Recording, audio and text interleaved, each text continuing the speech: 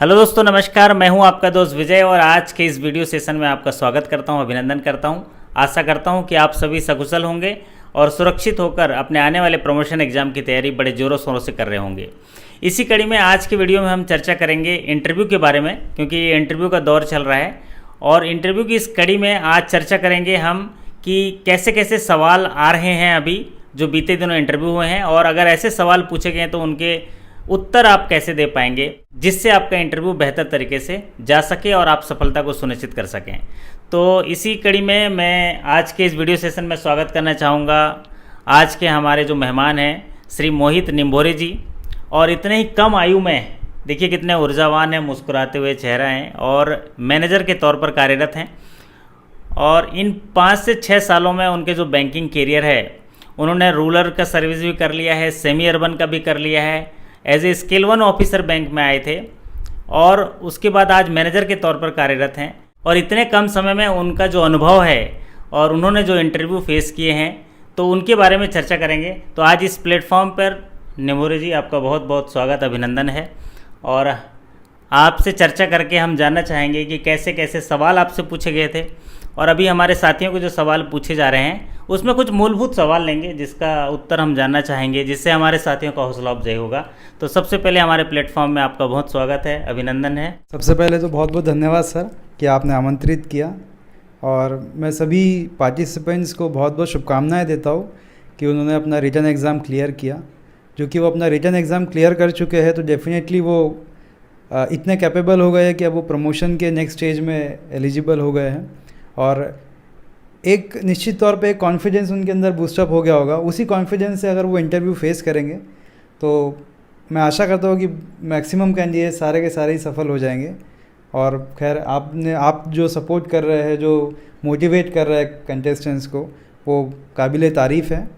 आपके वीडियोस बहुत मैंने भी देखे हैं, बहुत अच्छे रहते हैं, और इससे डेफिनेटली कंटेस्टेंट्स को बहुत हेल्प मिलेगा, जिससे वो अपने इंटरव्यू को बहुत इजीली और अच्छे तरीके से क्रैक कर सकेंगे। बहुत बहुत धन्यवाद मोहित जी, आपने हमारे साथियों का हौसला अफजाई किया। वैसे तो इंटरव्यू जो है समग्र व्यवहार कुशलता को दिखाया जाता है। जैसे कि आपने बहुत सही बात बताई कि अगर आपने एक रिटन एग्ज़ाम को क्वालिफाई किया तो इसका मतलब तो ये है कि आपके पास ज्ञान तो हो गया बैंकिंग का, क्योंकि तभी आपने रिटन एग्ज़ाम क्वालिफाई किया। बस उसी को संवारने का काम इंटरव्यू में करना है, अपनी समग्र व्यवहार कुशलता का प्रदर्शन करना है, अपने आत्मविश्वास का प्रदर्शन करना है, और उसी को प्रदर्शित करने के लिए कुछ तैयारी करनी होती है।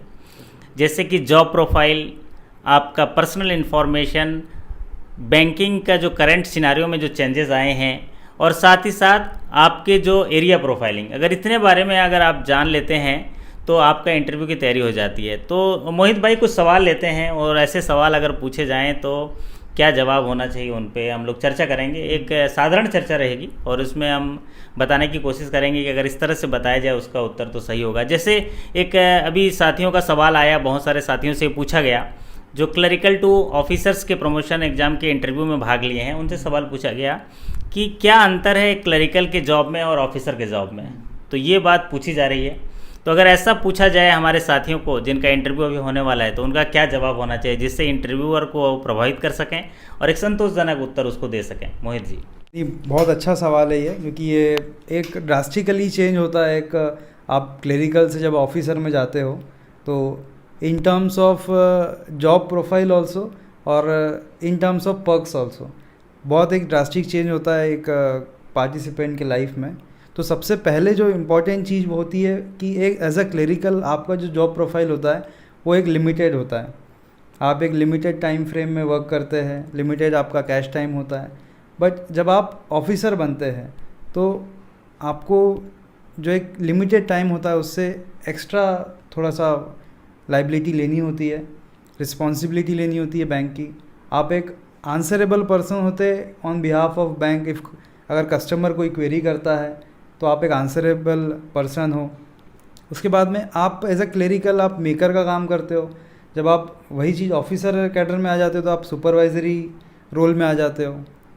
और उसके बाद भी आपके पास बहुत सारे विकल्प है कि ऑफिसर को बैंक का बिज़नेस बढ़ाना है, बैंक को कैसे वो ग्रो करता है, ये उसके कैपेबिलिटीज़ पे डिपेंड करता है। बैंक्स के जो न्यू प्रोडक्ट्स होते हैं उसको प्रचार प्रसार करना भी एक ऑफिसर की रिस्पॉन्सिबिलिटी होती है।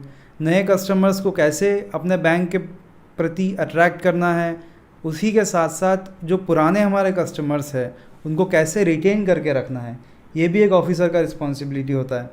और साथ ही साथ हमारे जो उच्च कार्यालय है, रीजनल ऑफिस, जोनल ऑफिस, वहाँ से जो इंस्ट्रक्शंस आते हैं उनको ब्रांच में अपने कंप्लाई करना होता है, उनको फॉलो करवाना होता है, खुद ही नहीं सारे स्टाफ से फॉलो करवाना होता है। ये सारी रिस्पॉन्सिबिलिटीज़ होती है।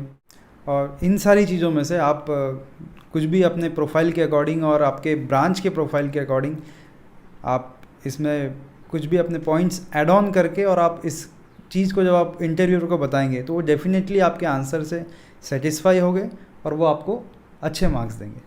बहुत बहुत धन्यवाद मोहित भाई, आपने बहुत ही सरल तरीके से हमारे साथियों को बताया कि अगर आपसे ये सवाल पूछा गया कि एक क्लरिकल जॉब और ऑफिसर जॉब में क्या अंतर है, तो आप बिंदुवार इसका उत्तर बता सकते हैं कि सबसे पहला जो अंतर होता है क्लरिकल जॉब में, क्लरिकल जो एज ए जॉब में वहाँ मेकर होता है और ऑफिसर जो है चेकर होता है। सुपरवाइजरिंग मोड में रहता है ऑफिसर, क्योंकि उसको सारी चीज़ निगरानी करनी होती है और उसको कार्य निष्पादन करना होता है, उसको अंतिम परिणाम तक पहुंचाना होता है। तो एक बड़ा मेजर जो रोल है रिस्पॉन्सिबिलिटी का, जॉब रिस्पॉन्सिबिलिटी का, वो होता है सुपरवाइजरिंग रोल होता है।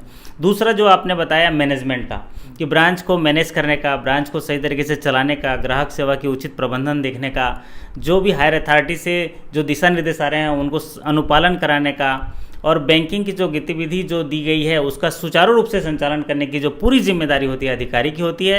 जबकि इसी काम के लिए जो क्लरिकल स्टाफ की जिम्मेदारी जो है लिमिटेड जिम्मेदारी होती है। और टाइम फ्रेम का है कि क्लरिकल को एक टाइम फ्रेम में काम करना होता है और ऑफिसर्स के लिए ऐसे टाइम लाइबिलिटी जो है वो नहीं है। वो उस काम को ख़त्म होते तक जो भी दिशा निर्देश बैंक के हैं उसको ऐसे ही छोड़ के नहीं जा सकते, वो पूरी जिम्मेदारी लेके उसको एक सही अंत तक पहुंचा तक उसको कंप्लीट करते हैं। तो ये बड़ा अंतर होता है। दूसरी बात, जैसे आपने बताया एरिया प्रोफाइलिंग, ब्रांच का बिजनेस, ग्राहक सेवा और मार्केटिंग, ये तमाम जिम्मेदारी जो है ऑफिसर्स की होती है। साथ में बजटिंग, टारगेट पूरा करना, ये तमाम चीज़ें जो है ऑफिसर की जिम्मेदारी होती है। तो एक समग्र जो जिम्मेदारी होती है वो ऑफिसर की होती है, जहाँ पर एक लिमिटेड लायबिलिटी जो है क्लरिकल की होती है। तो ये अगर आप ऐसा बता पाएंगे जैसा हमारे मोहित भाई ने बताया, तो जो इंटरव्यू है आपका है वो काफ़ी संतोषजनक होगा और इंटरव्यूअर जो है प्रभावित हो पाएंगे। मोहित भाई, आपने बहुत अच्छा बताया। एक इसी से जुड़ा हुआ सवाल है कि सबसे पहले जब इंटरव्यू में जाते हैं तो उनसे पूछा जाता है कि आप सेल्फ इंट्रोडक्शन बताइए, उसके कितने मायने होते हैं? क्योंकि सेल्फ इंट्रोडक्शन अगर बताने का मौका मिला तो काफ़ी साथियों से मैंने चर्चा की, वो बोले ये गोल्डन चांस है, आप इंटरव्यू को ड्राइव कर सकते हैं। तो इसके बारे में हमारे साथियों को कुछ बताना चाहेंगे तो बड़ी मेहरबानी होगी, सेल्फ इंट्रोडक्शन के बारे में। सबसे पहले तो मैं ये बताना चाहूँगा कि जो सेल्फ इंट्रोडक्शन है ये बहुत ही इम्पोर्टेंट क्वेश्चन है। सिर्फ बैंकिंग पॉइंट ऑफ व्यू से नहीं, banking interview point of view से नहीं, अगर आप किसी और जॉब के लिए जाते हैं तो भी ये क्वेश्चन बहुत पूछा जाता है कि tell me about yourself. तो इन टर्म्स ऑफ अगर हम बैंकिंग की बात करें तो जब आपसे ये पूछा जाए कि tell me about yourself या आपका सेल्फ इंट्रोडक्शन दीजिए, तो आप वहाँ से स्टार्ट कीजिए कि आप कहाँ से बिलोंग करते हैं। उसके बाद आप इस चीज़ पे आइए कि आपने कहाँ पे बैंक ज्वाइन की थी, आपका वो एरिया कैसा था, आपको ब्रांच के प्रोफाइल क्या थे, ब्रांच में आप क्या काम करते थे। क्योंकि कहीं ना कहीं ये कहा गया है कि आपका जो इंटरव्यू होता है वो आप खुद ही ड्राइव करते हैं, आप ही के जो आंसर्स होते हैं उन्हीं में से नेक्स्ट क्वेश्चंस होते हैं। सपोज़ मैं आपको एक एग्जांपल देता हूँ कि किसी कैंडिडेट ने बताया कि मैं इस ब्रांच में कार्यरत था, मैं वहाँ पे ये हेड कैशियर था, जिस भी प्रोफाइल पे काम करता था। इसी चीज़ में से नेक्स्ट क्वेश्चन आएगा कि अच्छा आप उस ब्रांच में थे तो उस ब्रांच में ये अकाउंट था या उस ब्रांच में ये प्रोफाइल होता है। सपोज़ उस ब्रांच में एग्रीकल्चर ज़्यादा है, इंटरव्यूअर के नॉलेज में है, तो वो आपसे पूछेंगे अच्छा वहाँ तो एग्रीकल्चर बेल्ट ज़्यादा है, तो आपसे एग्रीकल्चरल प्रोडक्ट्स के बारे में कुछ पूछ लेंगे, बैंक के बारे में कि KCC क्या होता है। सपोज़ आप साउथ से बिलोंग करते हैं, गोल्ड लोन के बारे में पूछ लेंगे कि अच्छा वहाँ पे तो गोल्ड लोन ज़्यादा होता है, तो गोल्ड लोन के बारे में बताइए। तो कहीं ना कहीं tell me about yourself और सेल्फ इंट्रोडक्शन में ही पूरा इंटरव्यू आपका छुपा होता है। उसमें जो जो चीज़ें आप बताते हैं उन्हीं में से इंटरव्यूअर पिक करके उसी में से क्वेश्चंस पूछता है, और ये आपके पास एक गोल्डन अपॉर्चुनिटी होती है अपने इंटरव्यू को ड्राइव करने की। तो आप प्रिकॉशियसली इस चीज़ को प्रिपेयर कर सकते हैं और वही चीज़ इसमें इंक्लूड करिएगा, भूलिएगा जिसके बारे में आपको नॉलेज हो, थरोली नॉलेज हो, क्योंकि इसी में से क्वेश्चंस बनेंगे और आपसे पूछे जाएंगे। तो उसके आंसर्स आपके पास होने चाहिए। बहुत बहुत धन्यवाद मोहित भाई, आपने इस सवाल का जवाब सरल तरीके से बताने की कोशिश करी। जी हाँ साथियों, यकीन मानिए ये सवाल जो है एकदम एक गोल्डन सवाल है। अगर ये सवाल आपसे पूछा गया, और ज़्यादातर साथियों से यही सवाल पूछा जाता है कि आप अपने बारे में थोड़ा बताइए, तो अगर ऐसा मौका मिला तो आप इसको 4 बिंदुओं में बता सकते हैं। और ये गोल्डन चांस होता है क्योंकि आप ड्राइविंग सीट में बैठ गए, आप इंटरव्यू को जिधर भी ले जाना चाहेंगे ले जा सकते हैं, आपके ऊपर है। तो आपसे अगर ये सवाल पूछा गया जैसे मोहित भाई ने बताया, तो मैं समझता हूँ इन 4 बिंदुओं में उनको आप बताएंगे कि सबसे पहले अब जो बिंदु होता है आपका जन्म स्थान, जहाँ से आप बिलोंग करते हैं, नेटिव प्लेस। और दूसरा होता है एजुकेशनल क्वालिफिकेशन, क्योंकि वो आपकी स्ट्रेंथ होती है। और तीसरा होता है आपका जॉब प्रोफाइल, आपका जॉब एक्सपीरियंस, जो आपने पिछले दिनों काम किया है। तो ये तीसरा महत्वपूर्ण बिंदु होता है, आप पिछले समय में कहाँ कहाँ काम किया, आपका एक्सपीरियंस क्या है। और चौथा, कोई ऐसी खूबी बताइए जो आपके अंदर हो। तो ये 4 चीज़ें अगर आप इस सेल्फ इंट्रोडक्शन में बताते हैं तो आप यकीन मानिए आपका इंटरव्यू जो है इसी दायरे में जो है पूरी चीज़ें आएंगी और आप उसका सही तरीके से जवाब देंगे और आपका इंटरव्यू बेहतरीन जाएगा, ये यकीन मानिए। तो इस सवाल के लिए हम मोहित भाई का धन्यवाद करते हैं कि किस तरह से आपको सेल्फ इंट्रोडक्शन का मौका मिले तो आप ड्राइविंग सीट पे जाके आपके पूरे इंटरव्यू को जो है डराइव कर सकते हैं। चलिए अगला चर्चा करते हैं। मोहित भाई, बहुत सारे सवाल पूछे गए हैं। मैं देखा जो कैश से काम करते हैं तो उनसे कैश रिटेंशन लिमिट के बारे में पूछा गया है, करेंसी चेस्ट मैनेजमेंट के बारे में पूछा गया है, गार्ड के बारे में पूछा गया है कि कैश लेन देन करते हैं तो कितना गार्ड होना चाहिए। साथ ही साथ रिटेल स्कीम्स के बारे में पूछा जा रहा है कि आपके बताइए रिटेल लैंडिंग के कोई पॉपुलर प्रोडक्ट बताइए। आपके कस्टमर बेस के बारे में पूछा जा रहा है, एरिया प्रोफाइलिंग के बारे में पूछा जा रहा है, आपके यहाँ ज़्यादा बिजनेस किसके बारे में होता है ये पूछा जा रहा है। लेकिन ये सवाल की तैयारी तो हमारे साथ ही करेंगे, लेकिन मैं जानना चाहूँगा कि एक सवाल और पूछा जा रहा है, उसका कितना महत्व है आपसे उत्तर जानना चाहेंगे। उसमें पूछा जा रहा है कि एज ए क्लरिकल तो आप एक जगह रहते हैं, ज़्यादा ट्रांसफ़र नहीं होता है, लेकिन एज ए ऑफिसर बन जाएंगे तो आपकी पोस्टिंग ऑल इंडिया कहीं भी हो जाएगी, आंध्र प्रदेश में हो जाएगी, गोवा में हो जाएगी, उड़ीसा में हो जाएगी। तो अगर ऐसे सवाल पूछे जाएँ तो उन हमारे साथियों का क्या सही जवाब होगा, ये इसमें आप बता पाएंगे। आपका तजुर्बा क्या कहता है, ऐसे सवालों का जवाब किस तरह से देना चाहिए कि अगर आपका ट्रांसफ़र अन्यत्र हो जाता है तो आप अपने आप को किस तरह से मैनेज कर पाएंगे। ये बहुत ही इम्पोर्टेंट क्वेश्चन है सर, क्योंकि जनरली हमारे जो क्लरिकल स्टाफ होते हैं वो कहीं ना कहीं अपने या तो होम पोस्टिंग घर के आसपास होते हैं या फिर ऐसी जगह पे होते हैं जहाँ वो फेवरेबल उनके लिए होता है। बट एज अ ऑफिसर जब आप प्रमोट होते हो या आप सोचते हो कि मेरे को ऑफिसर बनना है, तो आपको इस चीज़ के लिए ज़रूर प्रिपेयर रहना चाहिए कि आपकी जो पोस्टिंग है वो ऑल ओवर इंडिया कहीं भी हो सकती है और उस एटमॉस्फेयर में आपको काम करना है जहाँ पे आपको लैंग्वेज बैरियर भी हो सकता है, आपको लैंग्वेज भी सीखनी है, आपको अननोन पीपल के बीच में जाके उनको अपना बनाना है। क्योंकि जब तक एक बैंकर अपने कस्टमर्स के साथ में एक अच्छा रिलेशन नहीं बनाएगा तब तक वो एक सक्सेसफुल बैंकर नहीं हो सकता मेरी नज़रों में, और ना ही उसकी ब्रांच इतनी ग्रो कर सकती है। तो सबसे पहले आपको ये दिमाग में ये चीज़ रखनी है कि आपको ऑल ओवर इंडिया ट्रांसफ़र कहीं भी हो सकता है, आपको कहीं भी जाना है, उसके लिए आपको रेडी रहना है। और मैं तो ये मानता हूँ कि ये एक अपॉर्चुनिटी है जो बैंक हमको देती है कि हम ऑन बैंक एक्सपेंसेस हम ऑल ओवर इंडिया कहीं भी घूम सकते हैं। क्योंकि मैंने कई लोगों को देखा है जो लाइफ को लेके बहुत ही पॉजिटिव होते हैं, बहुत अच्छे मूड में जो होते हैं कि हम सपोज़ हम अगर भोपाल में हैं तो हम भोपाल के आसपास की चीज़ें एक्सप्लोर कर सकते हैं, हम साउथ में हैं हम साउथ एक्सप्लोर कर सकते हैं। तो ये जो अपॉर्चुनिटी है ये सिर्फ बैंकिंग में आपको मिलेगी कि आप ऑन प्रमोशन या ऑन रोटेशन ट्रांसफ़र आप 3 साल में अलग अलग जगहों पे जा सकते हैं, अलग अलग घूमने को मिलेगा, आपको अलग अलग कल्चर सीखने को मिलेगा, अलग अलग लैंग्वेजेस आपको सीखने के लिए मिलेगी और अपनी बैंक के प्रति आपको एक अच्छा काम करने के लिए मौका मिलेगा कि आप अलग विपरीत परिस्थिति में आप कैसे काम कर सकते हैं। उसी में एक ट्रू लीडर की जो पहचान होती है वो यही होती है कि आप इनफेवरेबल कंडीशंस में आप कैसे काम करते हैं। तो मैं तो यही मानूंगा कि ये हमारे सारे पार्टिसिपेंट्स को इसके लिए रेडी रहना चाहिए। बहुत बहुत धन्यवाद मोहित भाई, आपने इस सवाल का जवाब दिया। आशा करता हूँ कि हमारे साथी जो हैं समझे होंगे और अब इसी उत्तर को वो अपनी बोली में, अपनी भाषा में, अपने लहजे में इसका उत्तर दे पाएंगे।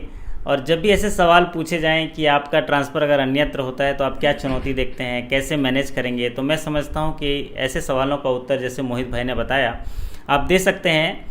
जब आप क्लरिकल में पोस्टेड रहते हैं तो बस्ती भी आपका, लोग भी आपके, जगह भी आपका और तौर तरीका भी आपका, भाषा भी आपका, सब रहता है, तो चैलेंजेस कम रहती हैं।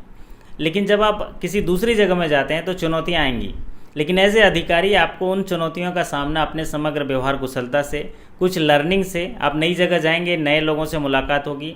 जैसा कि मोहित भाई ने बताया कि आप नई जगह को एक्सप्लोर कर पाएंगे, वहाँ की सभ्यता सीख पाएंगे, वहाँ की संस्कृति सीख पाएंगे, वहाँ के लोगों से मिल पाएंगे।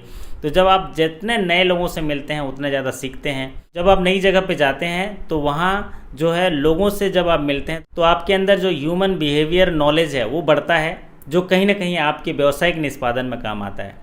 तो इस तरह से जब आप अपने जवाब दे पाते हैं तो इंटरव्यू को आप जो है प्रभावित कर पाएंगे और आपका उत्तर जो है बेहद संतोषजनक होगा।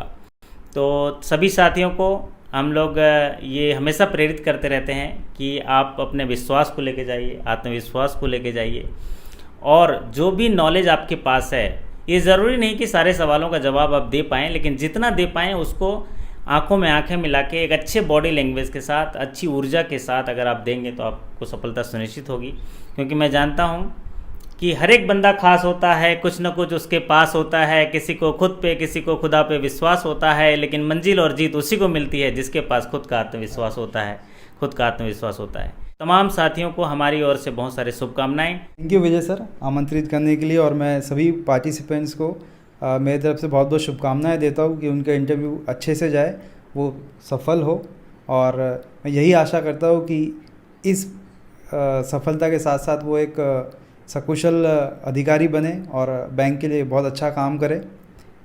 और आपके माध्यम से भी मैं ये कहना चाहूँगा कि आप जो लोगों को प्रेरित कर रहे हैं, कंटेस्टेंट्स को जो प्रेरित कर रहे हैं, वो बहुत सराहनीय हैं। और इसी तरह हम भी आपसे जुड़े रहेंगे और कंटेस्टेंट्स को प्रेरित करते रहेंगे। धन्यवाद। आप सभी की सकुशलता और सफलता की कामना करते हुए आपसे विदा लेते हैं और आपके उज्जवल भविष्य की कामना करते हैं। फिर मुलाकात होगी अगले वीडियो में, तब तक के लिए आपका धन्यवाद। नमस्कार, थैंक यू सो मच।